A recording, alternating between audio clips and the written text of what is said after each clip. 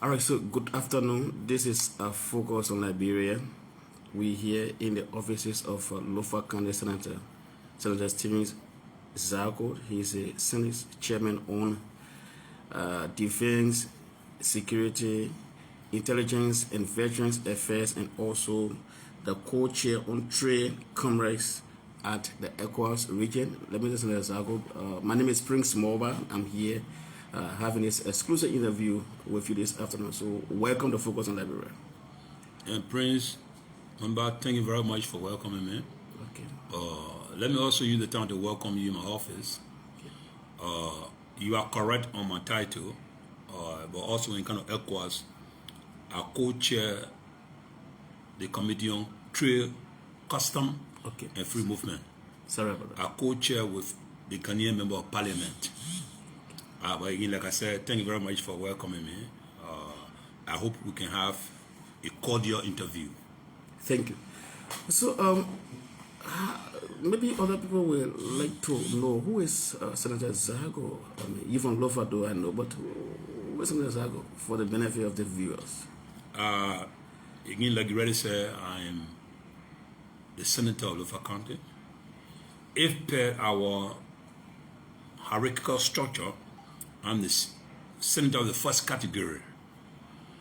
My name is Stephen Jobo Amadou Zargo. I'm married. I have 5 children. I'm married to a beautiful Sia Olive Tama Zargo. God have blessed with 5 children. I'm an Adventist. I'm a lawyer by profession. I'm a security analyst. I graduated from the FBI Academy, the Federal Bureau of Investigation in Quantico, Virginia. I chair the Committee on Defense, co-chair the Committee on Trade at the ECOWAS Parliament. And I'm a Liberian, and I'm glad that we can have this interview. Thank you. So let's start up. Recently, you had an interview with the press here in Monrovia, and your specifics were on the July 26th incident. As chairman on national defense, you called on the government to investigate those the perpetrators and the ringleaders. A specific call to investigate the city mayor. Could you just rule out what is the danger associated with just violence, and why you really think it should be investigated? The danger associated with violence is the danger. Okay. Yeah, violence is dangerous. Okay. One violence begets another violence. Then we will gradually get into a door-eat-door society. You just don't want that. We want for the rule of law to prevail. The Bureau has made some progress. Since our war years, we've had 2 mayor elections. We've had a third one as well. We've had 2 succession. Madam Ellen Johnson Sirleaf led for 12 years. President George Weah has won the first term. He has a challenge of the second term. We are a shining example in West Africa when it comes to succession. We want to maintain that. This is why when the folks calling themselves CDC, COP chose to attack peaceful Liberians who have assembled at a friendly embassy near our capital, specifically the American embassy, to attack them and inflict wounds on them, and even almost like behaving barbaric by attempting to unclothe them, it speaks volume. It speaks to our transition. So, as chair on defense and security, I was all of county. I was in Lofa, visiting my constituent, celebrating the 26th with them, specifically in the Zozo Salaye belt. And it appeared the call was being made, but because of the network challenge, I didn't get most of it. When I came to city center of Zozo and I got information, we automatically pick up from Monrovia and I had a press conference. And I do not want all to get narrow it down to a call for the city mayor suspension. There were several recommendations I made. One of such was that we put a time frame and a timeline investigation, so we can arrive at a logical conclusion. That was one. That was the first count. I still remember it vividly. The second count that was that the Liberian Council of Churches had come up with a press release to that effect. My call on the executive since they enforced the law was to ensure that that was adhered to. The call by the Liberian Council of Churches.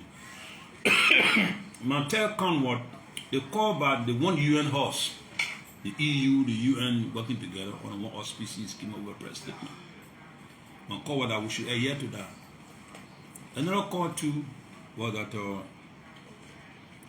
we called on soup. To a large extent, they were victimized. We also called on my friend and brother, Jacob Koroba, to exercise restraint pending the outcome of the investigation. So I said, as a civilized government, then we should, in return, relieve the city mayor, Jefferson Tamakochi, who, to all indication, fingers were pointed at him. There are information to the effect that most of the regular work with him. Some of them were seen with him months ago, weeks ago, days ago, hours ago, up to and leading to the incident. And then I said, look, relieve him of the post pending the outcome of the investigation. Sorry. We thought that was fair enough. But unfortunately, they did not see in good faith. 200 hours thereafter, young people in Vonjama were organized to read a petition against me by the Science Army Form from Credible Sources, organized by the Science City Mayor, and few other persons working under his direct supervision, organized a press statement in Lofa, where I was condemned. All sorts of names were leveled against me. Some of them couldn't hardly read the statement so well, neither could they pronounce my name. The same thing I requested of. Today, when the American U.S. Secretary and when the U.S. Treasury Department came up with this Magnitsky regulation on two of our government officials, the following day, Mr. President suspended them. So now, if the chair on defense, security, and interior took me that call earlier and you didn't, why do it now? They see reason that gave rise to you suspending the government official pending the outcome of the investigation or till they generate themselves. It was the same reason, spirit, and intent that had me to call on the resignation or for the city mayor to step aside pending the outcome. That was meant to reduce the tension. That was meant to have some cooling off period because the other parties were prepared to come out. However, we are calling on them and they are exercising restraint. And I hope and pray that the investigation can be expedited in ways and manner that justice will be served at the end of it. Thank you. So, with that, the criminal court A has taken seize of the matter at the court. So far, the way investigations are going, I mean, are you following up? If you're following up, I mean, what is your take on it? Are you pleased with the process so far? I am not following up on it. I mean, I don't think there's an investigation. The investigation has already been done. It's the trial that have commenced. Okay. I'm informed the magistrate court got preliminary hearing jurisdiction. I'm told government lawyers have waived and invoked that due to the subject matter, they should go to criminal court A. So we're hoping that at the end of the justice will be served. Whether I follow up or whether you, member of the folk estate, follow up, let your whole justice is served so that we can transition our country. Why is my opposition figure? I want peace in this country. Yesterday I was here with my kids, one of whom celebrated his birthday 2 days ago. I love this country. I got nowhere to go. My kids are here with me, my family, my wife. So I'm not praying for danger to befall this country. So we hope that justice can be served. We hope the court system can do what is right. All right. So a few days ago, the U.S. government released a report on our investment climate, which, for lack of a better word, is damning.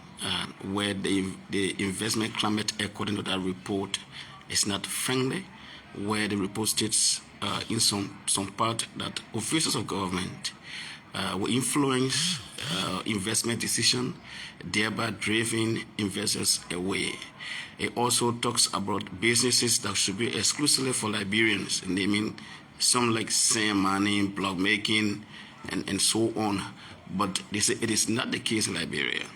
As a senior official of government, in the first place, how do you receive that report? I think it's unfortunate, it's embarrassing to anywhere meaning Liberian.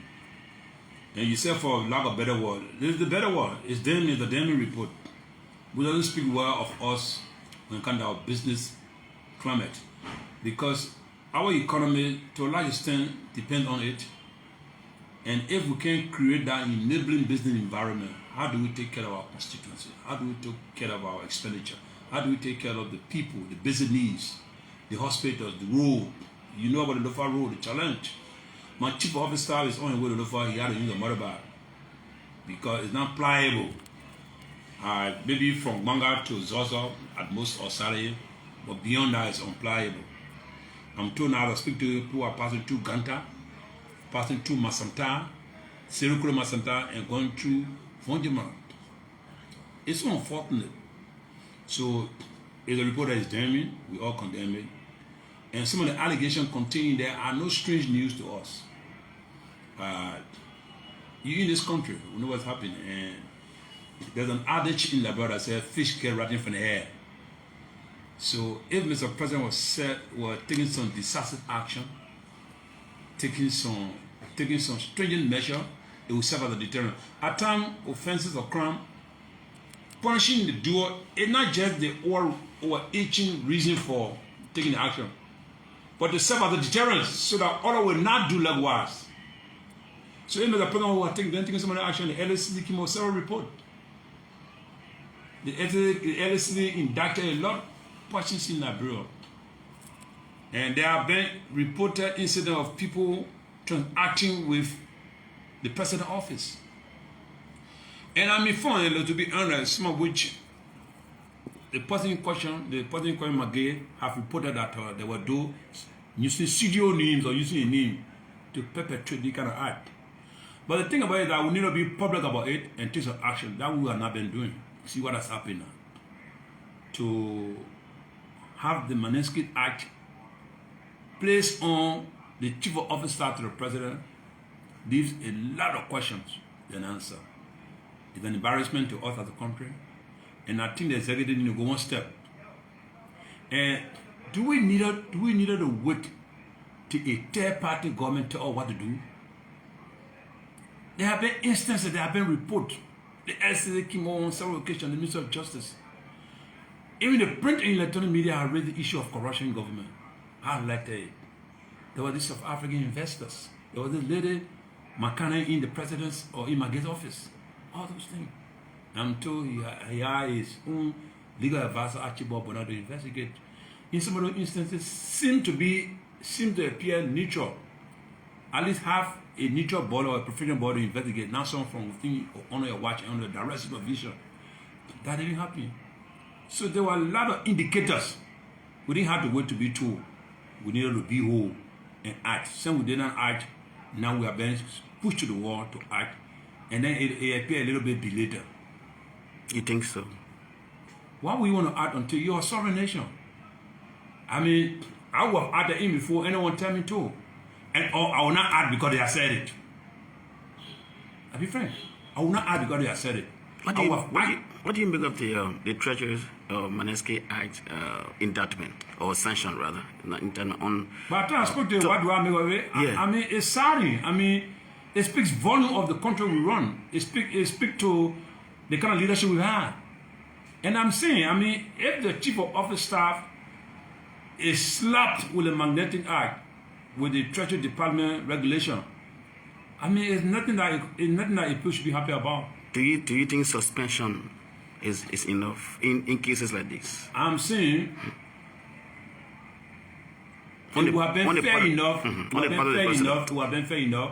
We actually before been told what to do. Okay. Yeah. So for me, it's belated.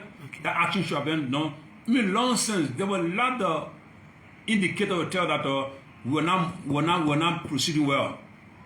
In diplomacy, people don't can tell you this aid, but they will speak indirectly to it.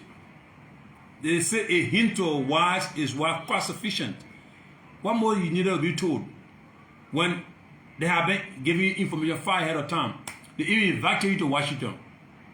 I mean, don't you think you need to take precaution? Don't you think you need to have your Ministry of Foreign Affairs, the Ministry of Justice, the National Security Agencies start to give you a hint as to what is expected, what you should do, what you shouldn't do? I mean, give you some briefing to guard you. Most of the ambassadors here some of them are retired security officers, military and paramilitary officers. So there are information, they know how to get it. You got different non-governmental organizations working here in our counties, in our districts. They gather information. And then, so in our own diplomatic circle, in our own security architecture, some of the information could not come our way a little earlier to guide us. We had to wait till we cut our pens down. I think it's unfortunate. So you mentioned this earlier, and I wanted to have brought it in this particular aspect of the interview. You talked about the names that were those that were indicted by the LACC. And one who had thought the president would have just relieved them from their respected post, pending investigation, but rather a statement that came from him that appears like defending them came in the public, the media even carried that. You, as chair on defense at the Senate, also called on him to take some action against the major at the time, and he did not adhere to those calls. Now the U.S. government just sanctioned 3 officials of the government. They've been suspended. The question I'm asking you is, why you think is responsible for the leader not listening to Liberians, even his own government entities' recommendation? But Mrogo speaks, you act. I hope I knew, as a president, you should be sensitive to the environment. You should have a think tank. You should have people who, even if they disagree with you, respect their opinion. Like I said in my interview, that in America, I'm opposition, I have my family here. Do I want to go for Liberia? Yes, I do.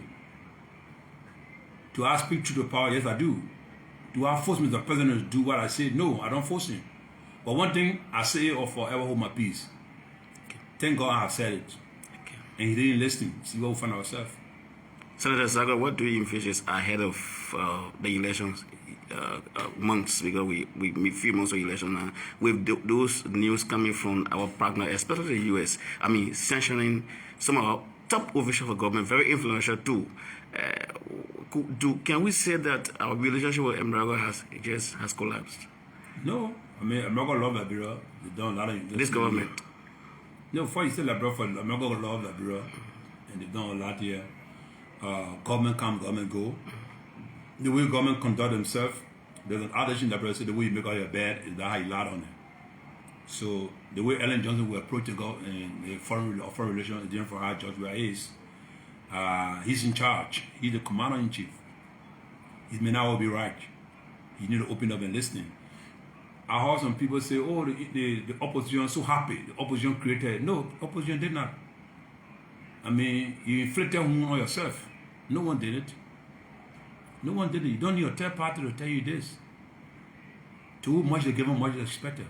Much is given to the CDC. Much is given to the President we are. And he rise up to the occasion. Or else it may be too late for him.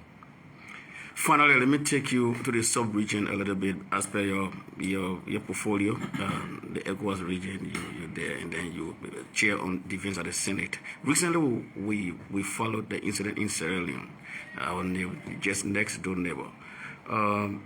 It has security implications, and of course, the same reasons for which the citizens of Sierra Leone, predominantly youth and women, got into the street was for bad governance, corruption, lack of job, illiteracy. A similar thing happening in Liberia. What signal does that send to us as we go to election?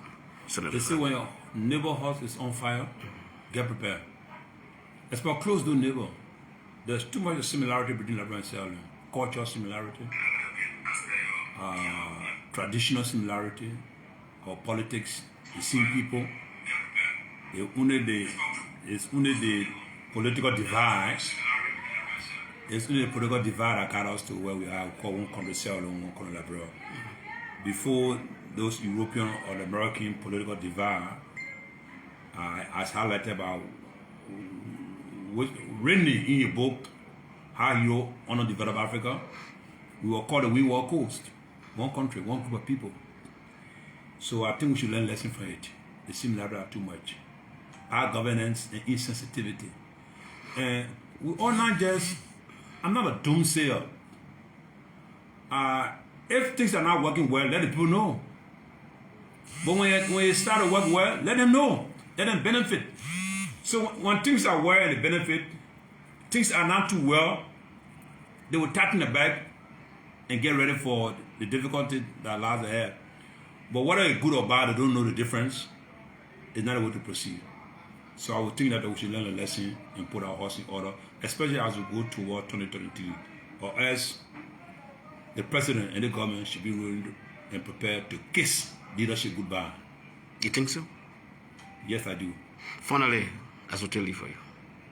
Final message as we take leave of you on this interview. Anything you want to say? Well, thank you for the opportunity. I just hope that as you share this interview, you should also do justice to me by letting me see it myself, share with me. And thank you to Focus on Liberia. And thank you to your partner for having you do this work. I know you've been behind me for the past week now, and I've been so busy because of other engagement. But thank you for the opportunity, and I look forward to further engagement. And I wish you were in the coverage and the news that you'll be sharing with your partners on the other side. Thank you so much. So the voice of Lofa Senator and also chair on the House's Committee on Defense, Security, Intelligence, Veterans Affairs at the Senate. His name is Senator Steve Zargo. My name is Prince Moba, and you've been watching Focus on Liberia, based in Atlanta, Georgia, in the United States of America. Thanks for watching. Always follow Focus on Liberia. And bye-bye for now. Once again, my name is Prince B. Moba.